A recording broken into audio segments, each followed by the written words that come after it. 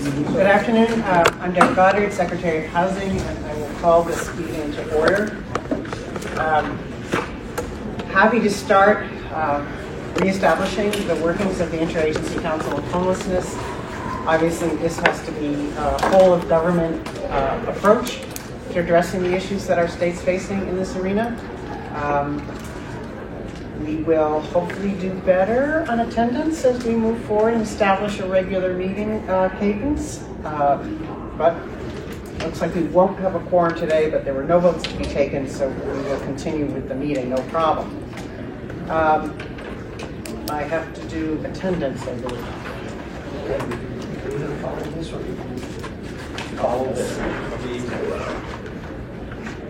Okay. Chief of Housing and Development. I guess that's me. Rhode Island Department of Administration. Chair of the Housing Resource Commission. No. Department of Human Services. Department of Health. Department of Children, Youth, and Families. Department, Rhode Island Office of Healthy Aging. Rhode Island Department of, I always say it wrong, Michelle's here, I see her. Just so everyone knows who we are, behavioral healthcare, developmental disabilities, and hospitals. Yeah, sorry. That's okay. Department of Labor and Training. Department of Corrections. Department of Elementary and Secondary Education. Rhode Island Housing and Mortgage Finance Corp. Rhode Island Emergency Management. Division of Veterans Affairs. Public Defender's Office. Medicaid Director.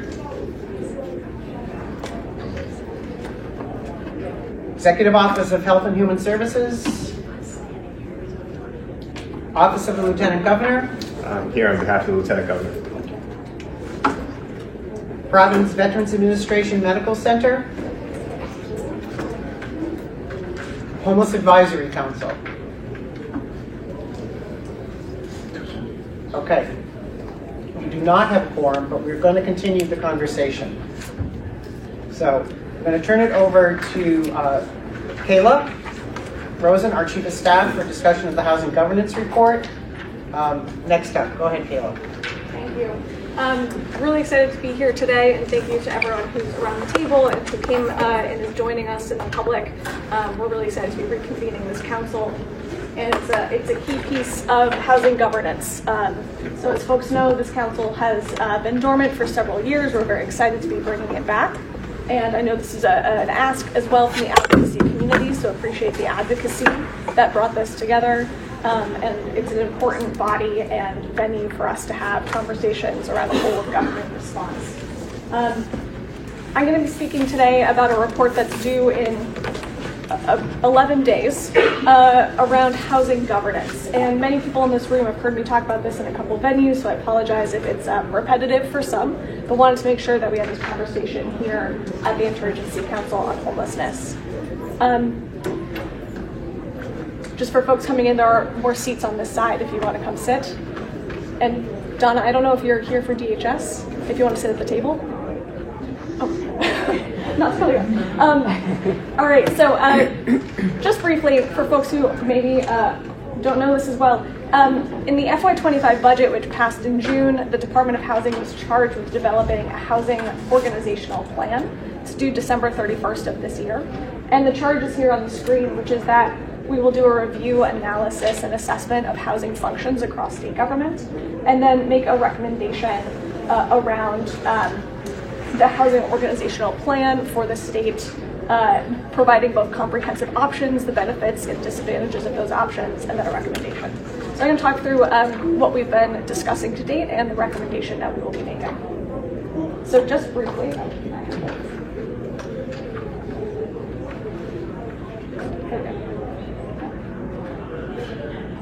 Okay, so briefly, We pursued this analysis in 4 phases. The first was to do a landscape analysis to understand the current state of housing governance. Then we defined what the opportunity would be in terms of what would a good governance structure entail and look like. Then we talked about developing options for what governance could be, and then are making a recommendation based on that discussion of those options. I'm clearly failing at the clicker. The landscape analysis, which was at phase 1, included a survey of all state departments, commissions, and boards. We received 36 organizational responses. We did a stakeholder survey that was open. We got 4 responses through the stakeholder survey. We did one-on-one interviews with several stakeholders. We reviewed existing reports and reviewed existing statutes for governance. And all of that was brought together in a landscape analysis. And we reviewed how different organizations are engaged with different parts of housing policy, focusing on housing development, home ownership, housing affordability and access, specialized housing, preservation, health, and safety of existing housing stock, and climate, energy, and homelessness. And as you can see here, this is a survey of the organizations showing the number of organizations involved in each of those policy areas. So the most organizations were involved in housing development. That is 19 out of the 36 respondents. And for homelessness, 14 of the respondents noted a role in homelessness, which really speaks to the whole of government response and the shared responsibility that we have to address homelessness across the state agencies.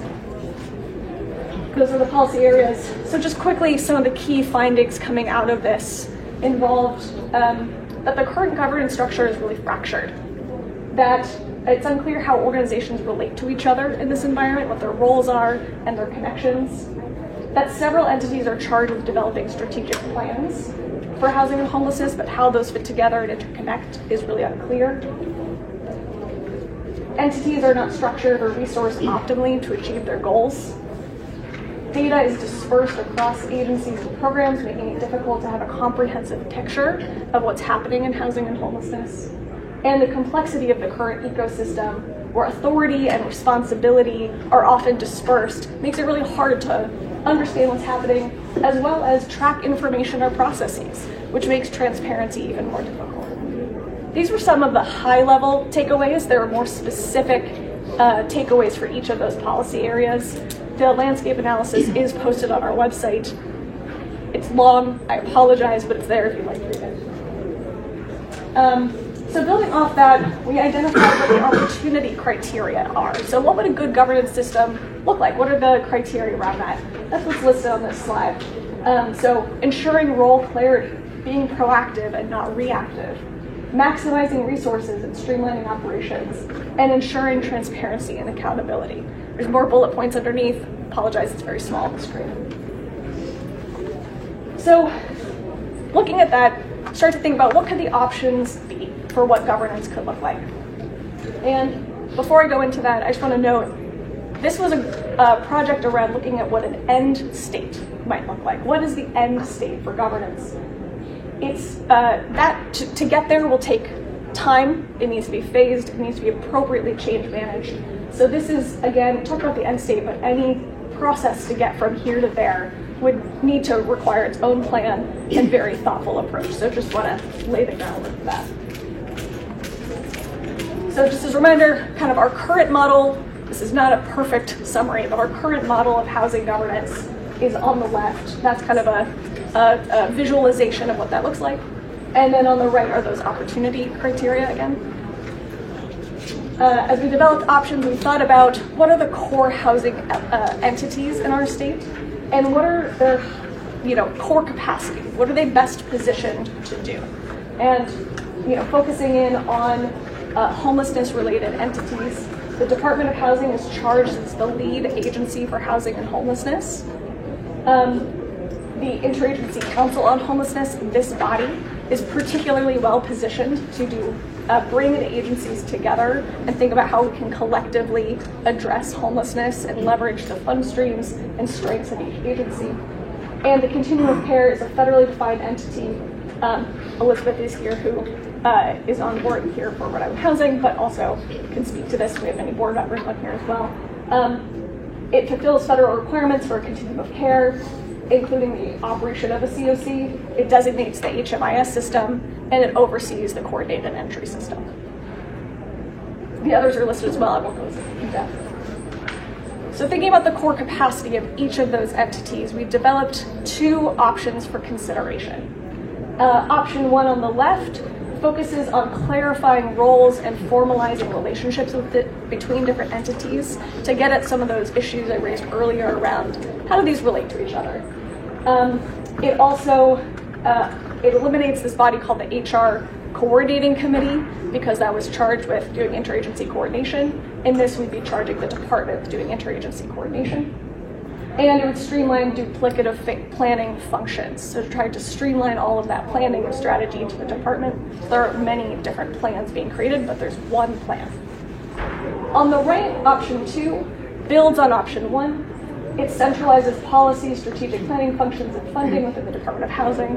It also creates direct leadership connections to Rhode Island Housing and to two interagency councils.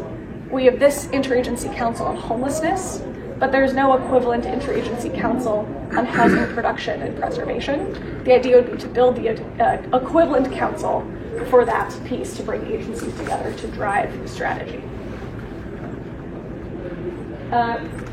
This is more detail in all of those. If you can read it from where you're sitting, you have better eyes than I do, but it's in the slides, just more details on each of those options. These options were published and circulated on December 3rd. We put them on our website. We also had 3 open Zoom sessions, December 5th and 6th. Really grateful for the 44 folks who came across those 3 sessions. I think many people in this room participated. Really appreciate all of the feedback and thought that people put into their emails back to me, as well as the conversations that we had on those days.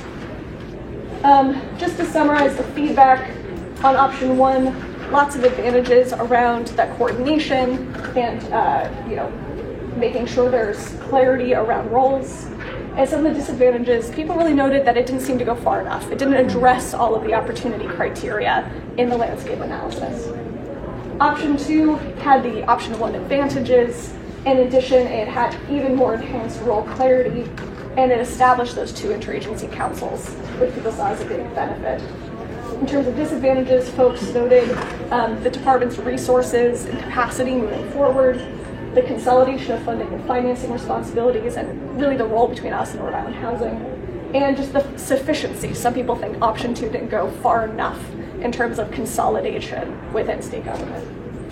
And then on the right, there are just other considerations and feedback to think about for what these options might entail, such as any transition of federal programs from Rhode Island Housing to the department, our relationship with the COC as a federally defined entity and how that works within the complexity of the various rules, and the need to really think about municipal coordination and department research and data analysis capacity. Coming out of that, our last piece is, what are we recommending? So I had the opportunity to speak with the HRC yesterday, or Tuesday, I don't know what day it is anymore, and excited to be here to talk about this today. So our recommendation is a modified version of option 2, based on the feedback that we heard. So again, recommending option 2, a couple of the pieces that we were modifying. The Advisory Council on Housing and Homelessness, which would be a stakeholder body that's kind of a consolidated version of the HRC and the Advisory Council to this body. It'd be one overarching Advisory Council that would have the same scope as the Department of Housing, overseeing housing and homelessness, and it would have a very clear charge. People felt like more specificity would be helpful for that body to be able to say, what is it advising on? And that it would be able to make recommendations to the executive office itself, as well as to the interagency councils.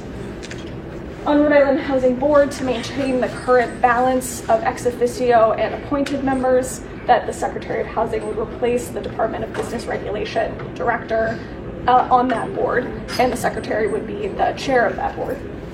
And that we would consolidate municipal support within the department. Right now, municipal technical assistance and support is split across a couple of different areas. One of the recommendations we heard from feedback was to really consolidate that within the department to make as much of a one-stop shop as possible for the department, or for municipalities. So next steps coming out of this, we're finalizing the drafting. Again, The draft landscape analysis is up on the website. The slides I just showed are up on our website as well in terms of those options, turning that into the narrative forum for submission of this report by December 31st, and then we'll have ongoing discussions through the legislative process. This has been a really phenomenal conversation over the last couple months. It will continue into this session, and we'll be thinking about legislative language moving forward. Happy to pause for any discussion. Really appreciate, again, as I look at the faces in this room, many folks were involved in drafting this and providing feedback at every step. Really appreciate the opportunities we've had to discuss this. So thank you so much, and welcome. Turn it back to the chair. So for right now, we will have discussion among the interagency council members and questions on this. We have a time reserved at the end of the meeting for public comment. So members of the interagency council, any thoughts, questions, further discussion on this topic? Rebecca. Thank you. Kayla, thank you for the presentation, and thank you for the opportunity to provide feedback along the way. I'm sorry I missed the HRC discussion earlier this week, so this is a great opportunity to review again and to learn about the new recommendations. I think generally more coordination is better, as exhibited in option 2. And you referenced the idea of making sure that the department is adequately resourced and staffed. And I think it would be great to see what a current evolving org chart looks like to understand where some of those gaps are, especially headed into budget planning and the legislative session. Thank you again. Thanks. Very timely. We just had a lovely meeting with Jill Ortega today on staffing and budget. Appreciate the support. Yeah. Any other comments on this? Yes. Elizabeth Bioto, Rhode Island Housing. I believe the last time the COC board was consulted about this was in phase 2 of your work, so I'd invite you to coordinate with Rosa on getting on their agenda. I think the next meeting is February to talk about the recommendation more in depth with the COC board. I'd love to do that. Thank you. Got a lot on the agenda, so going once, twice. Okay. I am going to turn this over to David now for his presentation. Hi, my name is Dave Schnell. I work for the Rhode Island Emergency Management Agency, but currently on loan with the Rhode Island Housing as the Winter Readiness Project Manager. So what I want to talk to you about today is the Municipal Homeless Support Initiative. And basically what this was a funded source for the municipal agencies to support them. Basically in a couple of different areas, right? To either expand or host new winter readiness hubs, is what we're calling them. And then the second part of this was to assist the municipalities with either public safety expenses or other municipal expenses, such as school, transportation, and other services to help the homeless. So what we did is we put out a funding opportunity in September and October of 2024. And at that point, there was 2 different segments. There was a competitive grant. That was there was $350,000 available for that. And that was for new overnight shelters and our existing shelters expanded capacity. Once again, kind of leaning toward the winter readiness project. Okay, so we could expand beds when the weather got very extreme. The second part of this was the Winter Emergency Hub Competitive Grant, which supports new hubs in response to weather protocols. And there was approximately $524,000 available in that. We did get 6 applicants and 6 tentative award letters went out last week, and I'm going to go over which municipalities got them. Under the competitive grant, Burrville requested $75,000, and again, they got a letter of award for that, for school transportation costs to maintain their shelter capacity up at Zambarano. Woonsocket, they want to maintain and expand their shelter capacity, and they got an award of just over $77,000. Westerly wants to expand their current shelter capacity, working with other providers, and their grant letter of award was $176,469. As far as the second part of the grant, which was the Winter Emergency Hub Competitive Grant, Woonsocket also got a second grant for Winter Hub activations in the amount of $376 approximately. West Warwick Winter Hub activations and $37,518. Interesting, it seems like West Warwick kind of worked out a pretty good practice. They have a best practice we're looking at, where Chief Arone, the emergency manager for the town of West Warwick, will actually open up the West Warwick Civic Center on very cold nights. I believe he did it one night last week. So that's once again, it's kind of one of the best practices. He did it last year too. Newport has a similar relationship. Their fire chief, who's the emergency manager, is working with a few of the providers out there to also provide for winter hub activations in the amount of almost $66,000. We, as far as the amounts that were allocated, we just came short of that, so that was good. We were under budget, but we were able to give this six a letter of award, which was good. The next steps now is we're working on contract language. We will get the contracts out. They will sign them. They'll get them back. The secretary will sign them, and now we'll have an executed agreement to move forward. Then we can get the contracts signed, executed, and then we can start invoicing for the project costs. Any discussion? Yes, Michelle. What are the parameters to open up one of the special weather hubs? The reason why I ask is because I'm concerned about the number of people outside, and I know like some people say 32 degrees, some go like 15 degrees, and I wouldn't want to be outside if it was 50 degrees. Right. So I guess I just wonder, are we going to try to set up almost like the navigation centers across the state to address the need during the whole winter season? So it's a two-part question, I would say. Sure. The first part, there is a working document between Rhode Island Department of Health, Rhode Island Emergency Management Agency, Housing, EOHSS, right?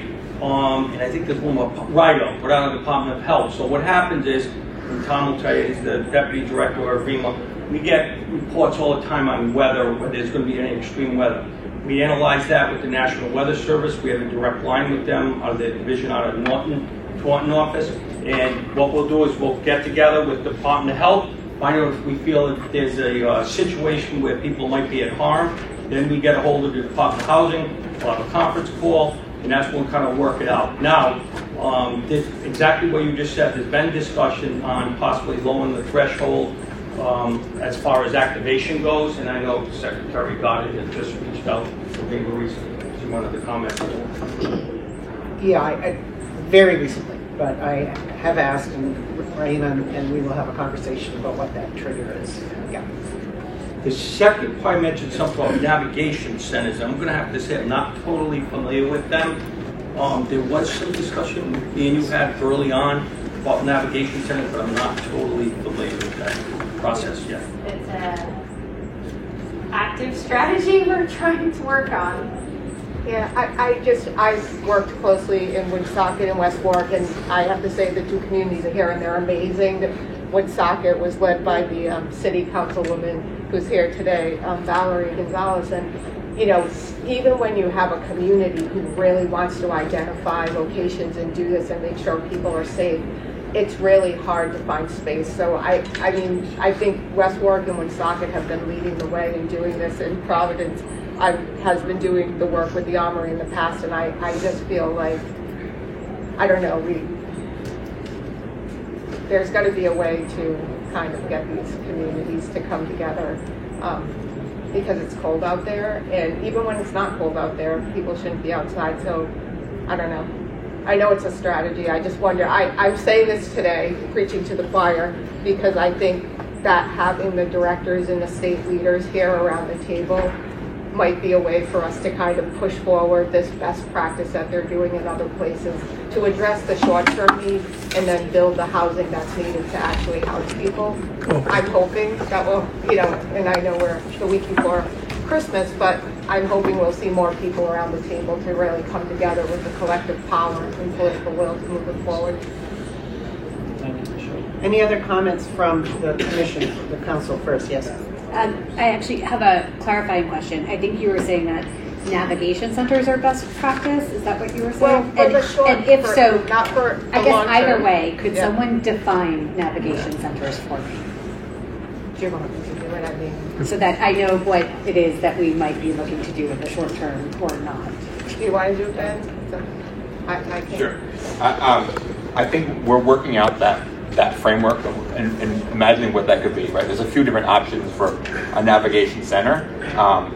so we haven't fully baked this cake yet, as we're trying to figure this out and then work with this council. Let's just restart it and figure it out. But the basic idea would be somewhere that somebody can go and to navigate housing-related or homelessness issues, right? A drop-in center where somebody can connect with emergency services from different departments, connect with whether it's DLT, workforce development stuff, health stuff, obviously housing stuff. That's important to us, and then also, let's be honest, stay warm and not be outside, right? So, and all this stuff is working together, as Secretary Goddard said. Even talking about the threshold of activation matters, right? So. But what we were just introduced to in terms of what people were funded to do, we're talking about funding like places for people to be at night, not navigation centers. Is that correct? No, I think that's the clarifying. No, that's a clarifying. When we're talking about navigation centers, we're talking about a 24-hour operation that includes overnight emergency shelter, not just a drop-in day center, but 24 hours. That's Low barrier. Okay. With access to services. I have one more question, excuse me. So I'm the director of the Office of Healthy Aging, and I hear regularly about increases in unhoused older adults.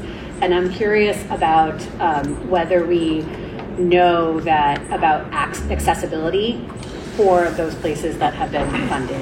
For like, physical accessibility can either, in all ways, like, are there only stairs? And I understand that sometimes we balance a roof over one's head over making sure that everything is ideal, but it would be helpful to know that we're funding is really fully accessible to people who might have physical limitations or transit limitations or what have you.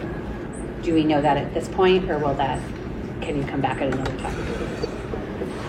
Yeah, I mean, ideally we want every place to be accessible, but we're also balancing that with, there's an emergency, let's open places up, right? I'm not sure about, these municipalities have been awarded this, winter hub activation kind of places.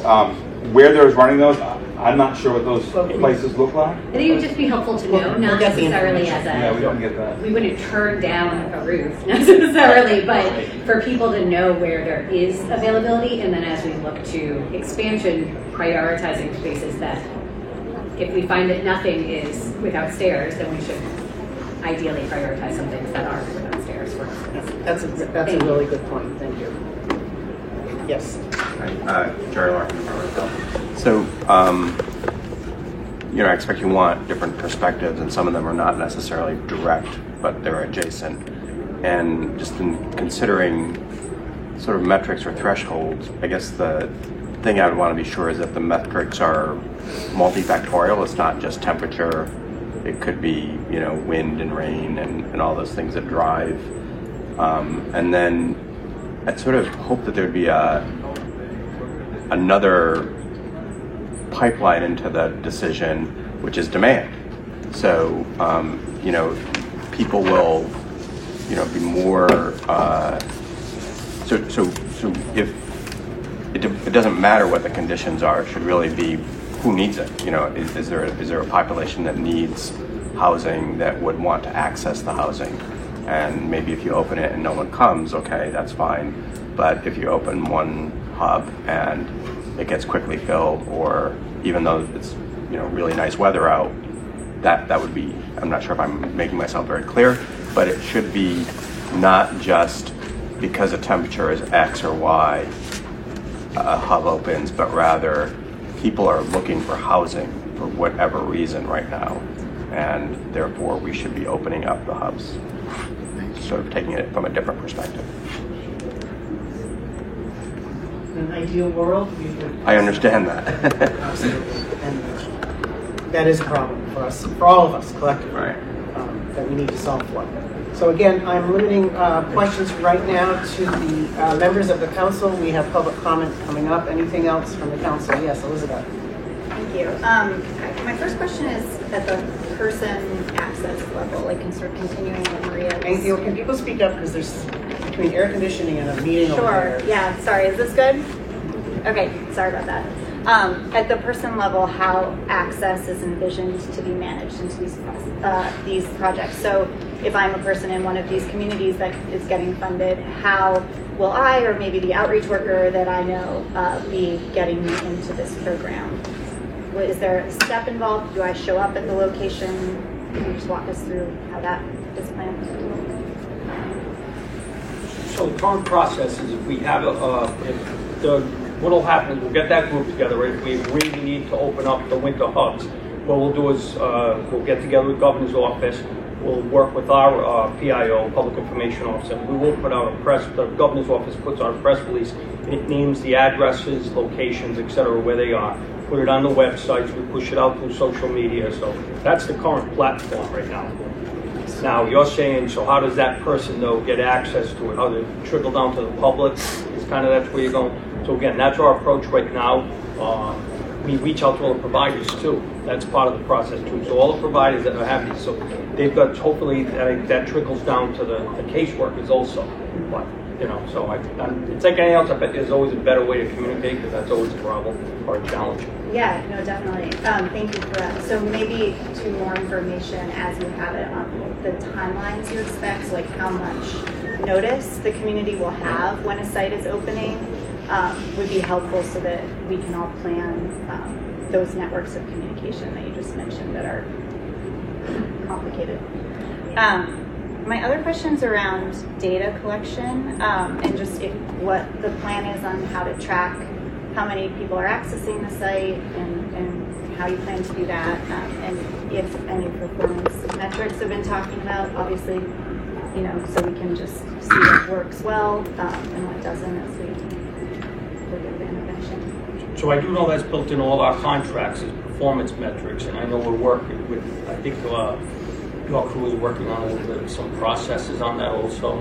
We're working together on that. Yeah, I mean, the nature of these winter hubs to get activated, it's obviously different than our regular shelters, right? So it's not a level of case management, and obviously we want as much data as possible. We're working on the best way to do that, whether it's some sort of spreadsheet that's shared between a group, or it's probably not HMIS, just because of the nature of these when they activate.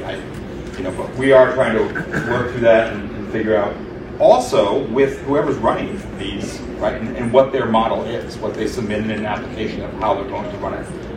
So we're working through that. But yes, data is super important. We want to know who's accessing these places and what other resources we can make accessible to anybody who is accessing these spots. So just as it's available, more information on what the measures will be and how it's going to be collected would be helpful. Thank you. Maria. Just one follow-up question. Are these first come, first serve locations, or will they tap into some sort of coordinated system, or is it based on, has each municipality set their own standard? Yeah, it's pretty loose as far as activation. It will not go through coordinated entry. Now the coordinated entry hotline obviously will be aware of these places as people call in. Hey, here's a spot, but it wouldn't be a referral from coordinated entry to these. So just one other point to that, in terms of a communication plan, there would be a secondary piece of it's open and the first piece of it's open and a secondary piece that we're at capacity that we have to get to. Yes, that's what we did last year, and it worked pretty well. Any other discussion from members? Okay, second to last before we open it up to public comment. Meeting cadence, and how often do we see ourselves meeting? I want to make sure someone made somewhat of a comment that we get good attendance. So meeting cadence is critical. Thoughts? What will ensure better attendance? Well, I think this was tough because it's the holiday season. Yeah. I think getting a meeting on everyone's calendar, like if we pick like whatever the first Tuesday at a certain time and it gets on the calendar. I'm going to joke and say daily, but I think it's important enough that we should meet daily, but monthly maybe every other month at the latest. I think we I'm so excited to have this group back together and meeting. I do think it's important, especially with the numbers of people, and we're in the middle of winter, and I just want to say out loud, like, I appreciate that you're sitting at the head of the table and you're calling us together, and we have emergency management, which is a dream for me to see. But like, every single director of every department that's on this council has to see this as their issue, because, and I'll mention Valerie again, she gave me the other day a piece. She said, we're all a piece of the puzzle, and we can't come to the solution without every piece coming to the table. So, I do think that we all have to see our role in this. And it's not like, we're not coming to you saying, why aren't you doing this? It's like, we're all, like, a lot of people outside are people that the Department of Behavioral Health Care and Developmental Disabilities and Hospitals serve. So we all play a role, and we can all contribute to the solution. So I will say monthly. That was a long way around. Other thoughts? I think as we're getting ourselves off the ground in particular, and there's a lot of work to be done, and I don't want to let folks off the hook. I think monthly probably makes sense for at least a while.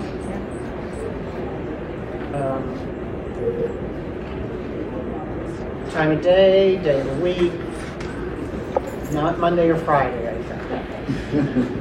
I feel like it's easier for people to come first thing in the morning, but I don't know, because once you get to your office, and it's like something comes up, because I know a few people who were supposed to be here that I don't see here today, and at 8:30 in the morning they were coming. So I think that if we could do it first thing in the morning, I don't know what other people think about that.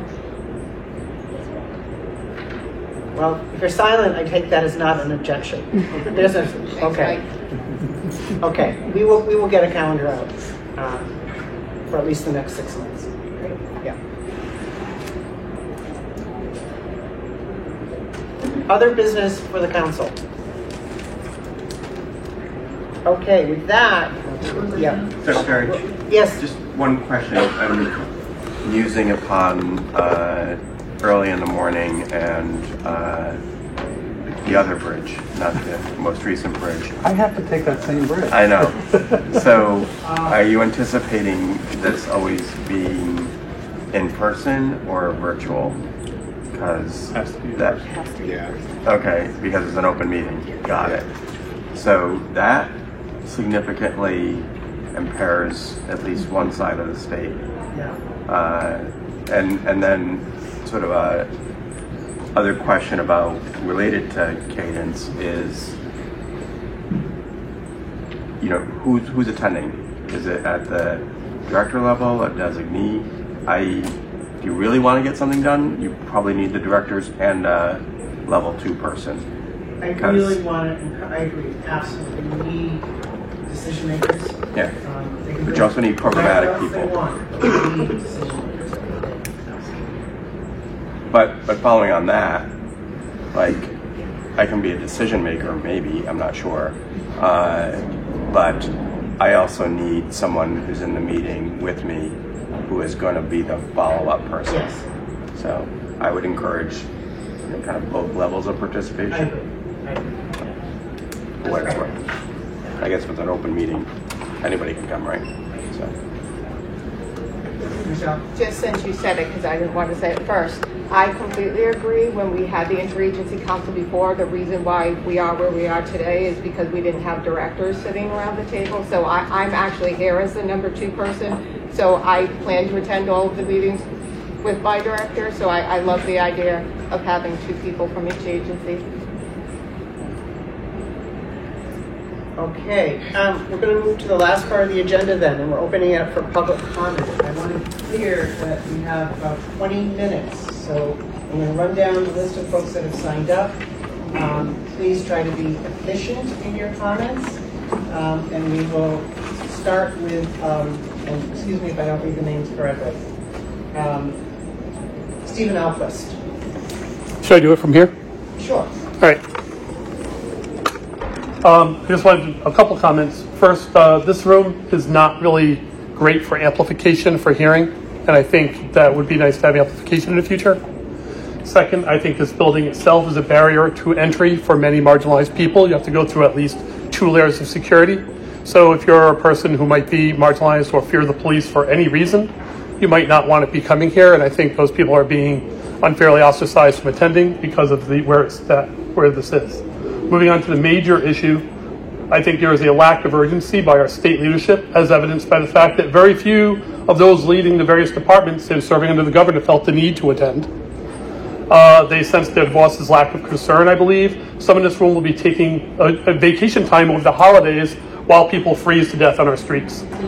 This is the first meeting of this body in nearly 8 years. In those 8 years, homelessness in Rhode Island has increased. It has more than doubled since Governor McKee took office. On average, more than 1 person a week dies while experiencing homelessness in the state, which is sadly one way to solve the problem. The governor's policies criminalize homelessness, lack compassion, and are not even economically prudent. It is just cruelty. No offense to Acting Secretary Goddard, but she is the 4th person to helm the department in, a little over 2 years? The governor's track record for finding the right person is far from stellar. I personally love the deck chair rearrangement I'm hearing about here, but remember the rain we had a few weeks ago? People suffered during that rainstorm. People were in doorways, in cars, in makeshift shelters, and in tents, and that wasn't even below freezing or even close to freezing. That was like 30-something, 40-something degrees. In reality, people in those situations suffer.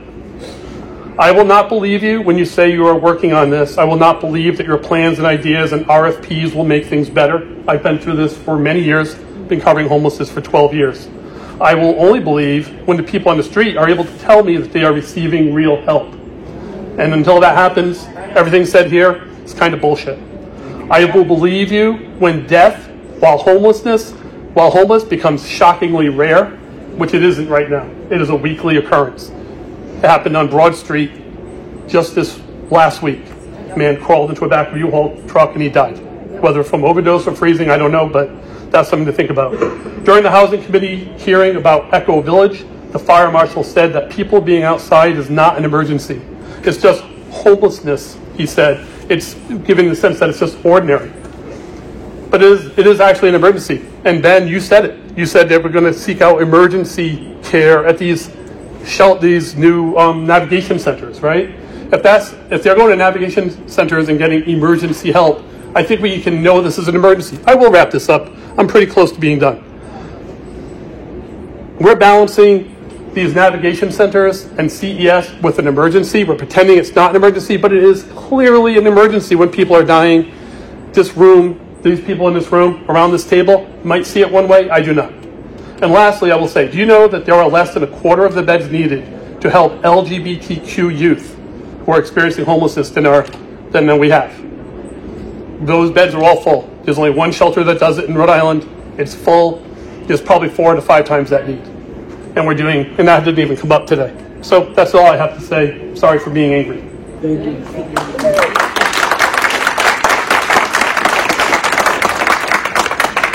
Rebecca Tarr? Hello. How am I going to follow that? Thank you for that. I am an emergency physician at Rhode Island Hospital and Marion Hospital Crown Health, and also the medical director of the street medicine program. So between those 2 jobs, I'm pretty much like 7 days a week working with this population and trying to serve them. It's also my 10th winter in the ED in the Providence area, and already this is by far the worst winter that I've seen. I worked overnight on Sunday night, and probably half of my patients were there seeking shelter from the cold and the weather. And not for nothing, but the ED is probably the most expensive warming center that the state and the society can afford. So it's a huge waste of resources. I'm really glad that this group has gotten together. I'm excited for this. I'm scared that it's obviously not going to help now, and we need something to help now. A couple of points that I would like to have you guys consider is really framing this discussion in terms of what this gentleman said, supply and demand. So instead of seeing numbers for how much the municipalities are getting or how much grants are, what are the number of beds available for that price and how many people are in need of beds. So a really data-driven response using data that's collected by the coalition and the point-in-time counts, to say, this is what we would ideally need, and this is what we're offering people, and here's the gap. Like, that needs to be presented in along with every dollar sign that goes along, is like, where are people able to go and how many people are able to go there. The second is making it clear, like, what the reality of these centers are like. So the warming centers, just in case, I'm sure most people are aware, but you cannot lie down. Right? Like, they are chairs that you have to sit up in all night, and there's no blankets, there's no pillows, you cannot lie down. That is not a place to get good rest. It's not dignified, it's humiliating. It's the same as being in the ED waiting room, where you have to sit up in a chair. It's not any better than that. So, like, these warming centers are not even a good emergency solution in my mind, because people can't even get sleep. And then my third point is about moving forward, the communication component of it, because this is a huge deal, and I think that having more communication to the public about how this all is working, what's available when, it's really, like, I know from working in the ED, everyone is asking, all the nurses, all the providers, like, where do we send people? Where can people, nobody knows what to tell people, you know, about where to go. Because there is nowhere. Because there's, yeah. And my, you know, being in the Providence area, I know that, you know, the North Main Street shelter is open as a warming center. That place has been full pretty much all year. There's no extra capacity in these spaces for the winter. So even though they're designated now as warming centers, they don't have all this extra room that they're just waiting for people to come into. Like, those spaces are already full. What about tonight? Yeah. And so I'm just wondering, like, what, like, aside from the grant up there, like, what other emergency, like, what is the backup plan here for, like, right now? Thank you. I think some people may have signed this just as an attendance sheet, so if you don't want to speak, that's fine. I'll just run down.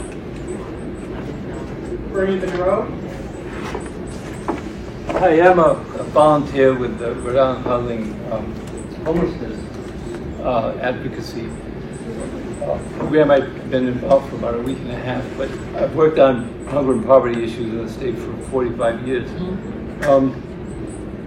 Every morning, my wife and I walk the Greenway, and it goes from Rumford to Pawtucket. And about 3/4 of a mile in, there are two places where there are tents. There are tents right on the Turner Reservoir. And we have recently seen a person, at least one person, standing up around the tents, but we know they're occupied. And, you know, we've been tempted to reach out to them, but we frankly don't know what to do or what to say. And I'm thinking that the forecast for this weekend, the high is going to be in the 20s on Sunday, I think. It doesn't have to get down to 0 degrees before people will die from exposure. And people are dying. So I have an urgent, immediate question. The governance thing that was presented has no urgency to it. It has no streamline. It's not, if FEMA could do that on their own, that would be great. But this is the child in the well. Remember the kid in the well? Yep. It mobilized the entire planet. We have people in the well. Yep.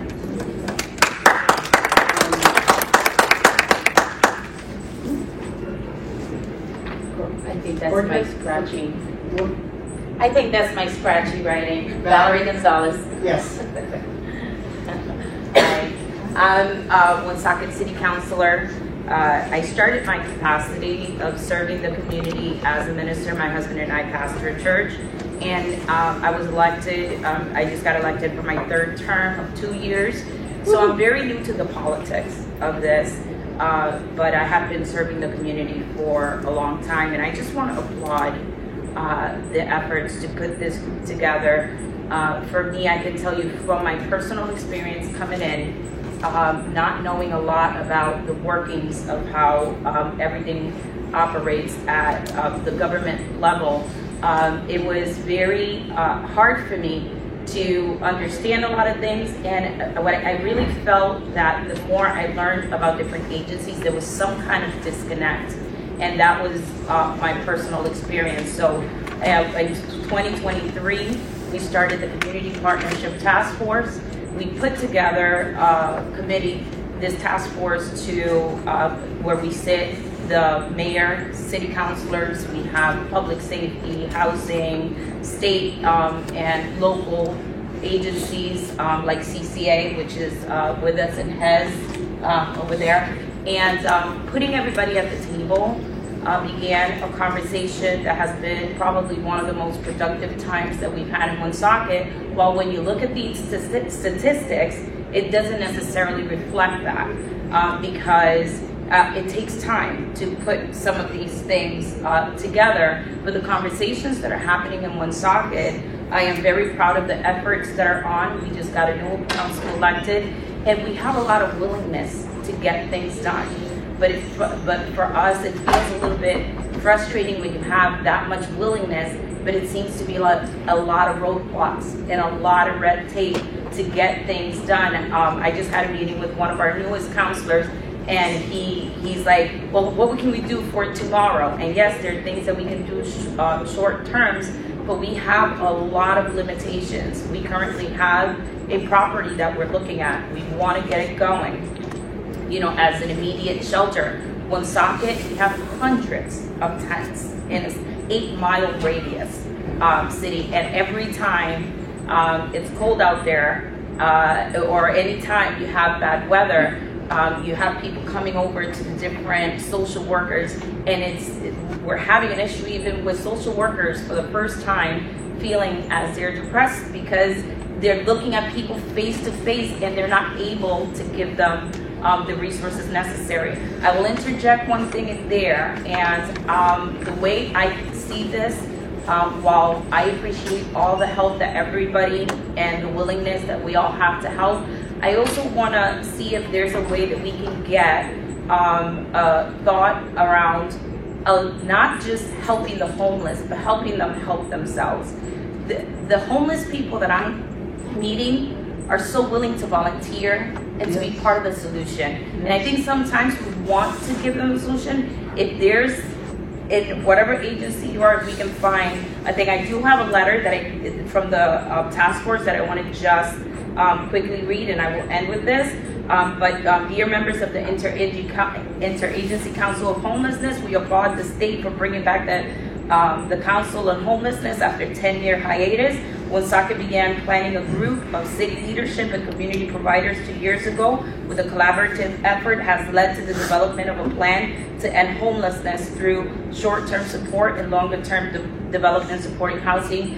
Director, I did email you the links to both our report and the action plan. The Woonsocket Community Partnership Task Force would like to express our deep concern regarding the imminent end of the DCYF hotel programs and its potential impact on families and children facing homelessness. As we are all aware, housing instability is a critical issue, and the current system of emergency accommodations, such as DCYF hotel programs, have provided temporary but vital lifeline to families in need. However, as the DCYF hotel program winds down, we are extremely worried about the future of these families, particularly those with young children. The end of this program will leave us without safe, stable housing options. This will exacerbate the already severe challenges faced by these families, affecting their health, safety, and well-being of children. The Woonsocket Community Partnership Task Force urges the Interagency Council on Homeless to provide securing immediate and long-term funding for solutions that will support family attaining stable and permanent housing. While temporary housing options such as the hotel program have played a role, they're not a sustainable solution. We need a comprehensive approach that includes access to affordable housing, supporting services for families, and funding for traditional homeless housing programs that will offer these families a chance to regain stability. And we have some stats that that we added from Rhode Island, from the Rhode Island reports, and we're just simply asking to please look at this issue, and if there's anything that we can do quickly to get these families, especially those with children, housed, we would greatly appreciate it. Thank you all again. I think this is an amazing thing, and I'm all for the directors being at the table. Thanks. Thank you. We've got 5 minutes, and I've got about 10 people who want to speak. So, Patrick Poe? Oh, I just thought it was a sign-up sheet. Okay. I can tell there's a few of them here. Michelle Taylor? Hi, my name is Michelle Taylor. I'm the Vice President of Social Health Services at Community Care Alliance. In February of 2021, we opened a drop-in center for individuals who were homeless. At that time, we were seeing about 25 individuals who were unsheltered. At last count this month, we have 130. And disproportionately, that is made up of people with severe and persistent mental illness, the elderly, the disabled.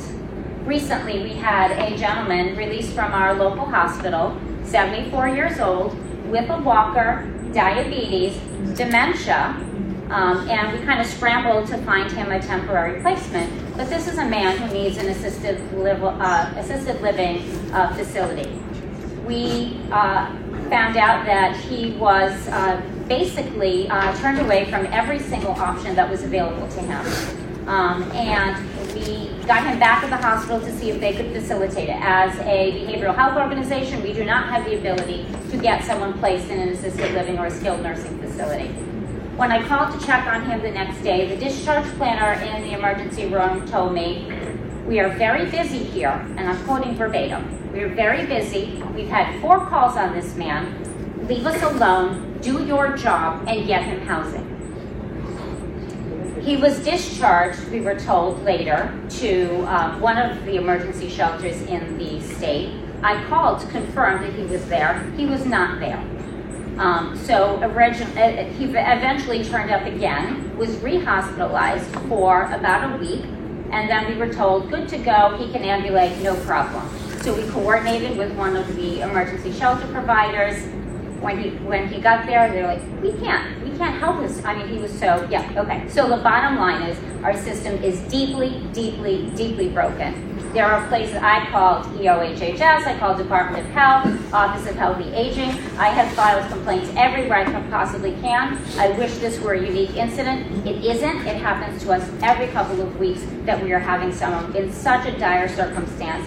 And right now, I don't know if this man is alive or dead because we have no idea where he ended up. So that's what we're dealing with. Then Paula Hudson? So we want to know what this is. Oh. I didn't know I signed up.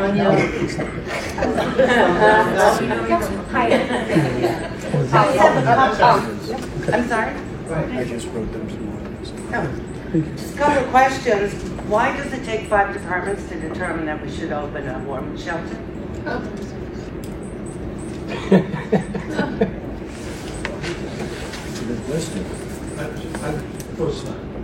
That's the protocol right now, to make sure we consult with experts.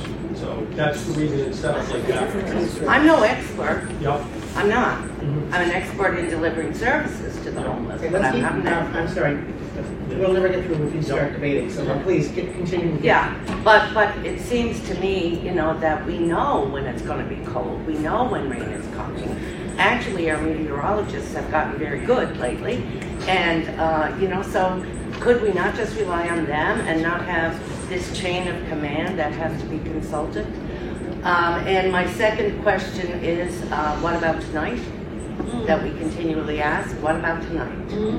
And then I wondered if we could be given information on who's actually sitting on this committee and why they were chosen. Thank you. Thank you. Tanya. Hi, Tanya Tanksley from Brown University Health. I work alongside Dr. Carb as well. I want to echo everything that she said, and I also want to highlight communication is a struggle for us. We do not receive timely communication for any emergency shelters. We do not have accurate information to provide to our patients. And then when we as leaders are seeking that information, we have to jump through a lot of hoops to get it. So it's been a real challenge. And then also highlighting when we have so many homeless individuals coming into the emergency department, that's taking away from the patients that do have acute medical needs. We all will need to access the emergency room at some point in time, and when our providers are maxed out for patients who don't necessarily need to be there, it stresses the system as a whole. So I just wanted to highlight that. Thank you. Thank you. Kayla, four people's campaign. Yeah, don't worry about the last name. Thank you. Steve pretty much said what I want to say. Paula, all of you. This is an emergency right now, so it's going to be in the teens this weekend. I don't want to see one more person die.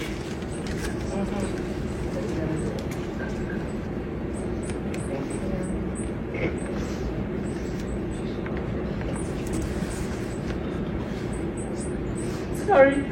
Whatever. Don't be sorry, Pamela. Thank you. Yes. We lost someone yesterday. We lost someone yesterday. Yep, yesterday. And it's because of the poverty that she was in. And the fact that she was homeless for years. And she was on the street for years. And she shouldn't have been walking up and down 3 flights of stairs because there was no housing available. And so her heart gave out yesterday. But she was still working and trying to get help for everyone that we see in Matthewson Street every day. And there are hundreds more coming daily. This is something that needs to be taken care of now. And I really do think you guys need to start meeting weekly. I don't care how many of you can, and you need people that have lived experience, because don't tell me that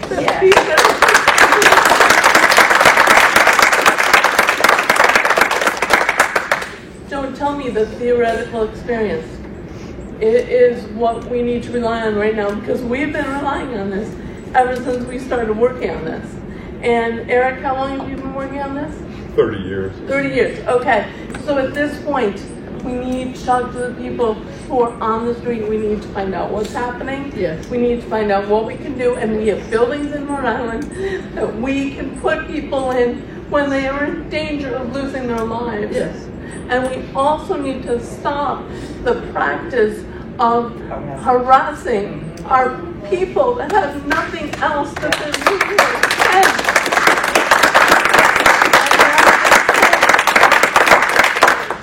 The tents are being bulldozed, so anything that they need to get services, their social security number, all of that stuff that everybody asked for, they will not have it because of this practice, and it is inhumane and immoral. And if we don't start looking at this like it is, we should not be celebrating holidays. We should not be saying, oh, this is the season of giving. And I am just horrified at what is going on, and I need you to know. Thank you.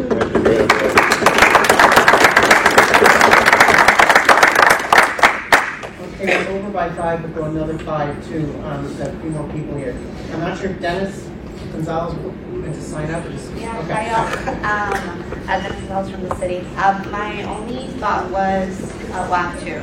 Not sure who compiles the interagency, and have we thought about service providers and folks with lived experience to be a part of the conversation, as well as they are probably closer than the decision makers. We love decision makers, we love them so much, but they get second or third hand information. I think municipalities should also be included. Providence, Pawtucket, Woonsocket have the greatest number of homelessness in the state, and I think they should definitely be at the table. My other question was about transportation to those navigation centers or warming centers, just because they're in areas in which folks from Providence, Pawtucket, and Woonsocket will have how to access that and how to get there. That's all. Thanks. Thank you.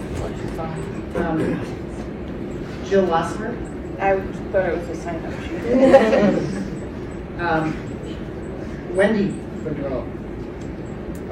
I thought it was a sign-up sheet too, but I just because everything that everybody else said. I'm just wondering, have we thought about a public health crisis? Like declaring a public health crisis instead of a state of emergency? We know it's worked in other states, and I just wanted to throw that out there. Right into the governor's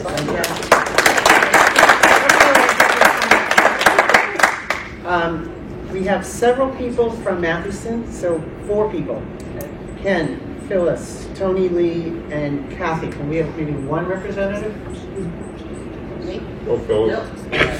I'm currently homeless, and I sat with this committee during the week, and I look terrible because we have to carry all our stuff with us all the time, and I fell yesterday, and after I should be at the hospital, but instead I came to this meeting. Yeah. And but when I leave, I'm going to Merriam Hospital because I broke my orbital bone falling. But what I want to know is how come nobody in Providence applied for a grant? Why are there no additional staff? Woonsocket, I get it, the other places. But what about Providence? Nobody put in for a grant to have an additional warming station? No, they didn't. Can I just expand on that? Yeah. I just want to highlight that it seems to me that there's just purposely invisible barriers in urgency, education, communication, and funding, and not only just specifically for homelessness, but for these supportive dynamics that are required to effectuate these processes and these changes. We have facilities, and then we also have legal barriers in marginalized communities, communities impacted by COVID, communities all impacted by the same elements. And we seem to have all the existing systems, but none of them seem to care about anything other than the data, the statistics, and all of the things that just kind of convolute the accessibility to the people that actually need it and are experiencing this. So the numbers are there, but it just doesn't add up. Can you just give us your name? Just for Tony. Oh, you're Tony. Okay. That's everyone who signed up. Any other comments from the public? Yes. Hi, Charlie Thomas Davison from Women's Development Corporation. I'm also on the board of the Rhode Island Continuum of Care. And I guess I understand, I think the membership of this council is statutory or somehow regulated in the... I think that whether that can be changed or not, or should be changed, I'm sure is a point of discussion at some point. But for next month, or if we're going to meet monthly or every couple of weeks, I think there should be a formal role for a representative from the COC to at least present. Because I don't think, although I do see some faces of folks that are on it, that may or may not always be the case, although maybe their position is. But I think there's a lot of work being done there, and in terms of coordinating work that's being done, I think missing a formal role for the COC to at least report would be a miss. I mean, even though the COC may live at one time in Rhode Island Housing or move somewhere else, it still is an independent body, and I think the work being done there is important and could inform this as well. Final comment? Yes. Reverend Wendy Van Orden from Matheson Street Church. Every week we have a meeting of the Rhode Island Homeless Advocacy, and we hear tremendously compassionate stories, heart-rending stories of individuals who deserve respect and care and how they're suffering at the moment. And this has been going on. We meet weekly. We'd like to invite as many people who want to hear our stories, our experiences, our pain, and our struggle to be recognized and heard and served. Wednesdays, but the next 2 weeks it's going to be Thursday. Wednesdays at 12 o'clock for 1 hour sharp Rhode Island Housing Advocacy meeting at Matheson Street Church. Thanks, Wendy. Okay. Really, the last one. I appreciate everybody. Hi, I'm Don. I appreciate everybody here on the panel. I would like to suggest people that are actually living on the street, such as myself, to be a part of this group formally. Because without it, we're not heard. You don't know what we need. You're in your homes. You're not in a tent. You're not sleeping in your own feces and vomit. Because you're too sick to get up and go to a hospital. You don't know what it's like out there unless you've been there. So if anybody wants to ghost me for a week, come on out. I'll be a gracious host. Thank you, sir. With that, I am going to call this meeting to close. Thank you all. Thank you everyone, public and members, for attending.